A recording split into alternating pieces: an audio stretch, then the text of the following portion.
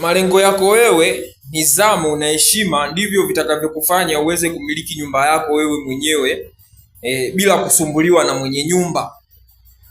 Ndiyo, kama utakuwa na malengo ya kumiliki nyumba, hautaweza kusumbuliwa na mwenye nyumba, kwa sababu utakuwa umeshajiwekea nia yako wewe kuja kumiliki kwako, kumiliki nyumba yako, kuwa na familia yako nzuri. Ndiyo, ili jengo, huu ni muonekano wake wa mbele. Kama unavyoweza kuona, ni muonekano mzuri ambao umepangilika katika mpangilio mzuri, ni wa kuvutia. Rangi yake ni nzuri, bati ni nzuri na kushawishi. Ndiyo, hii hapa ni plani yake ya chini. Plani yake kama unavyoweza kuiona, imepangilika katika mpangilio wa vyumba vitatu. Chumba cha kwanza ni master bedroom, chumba cha pili ni self, lakini pia ina chumba cha tatu ambacho ni single, ina dining na kitchen.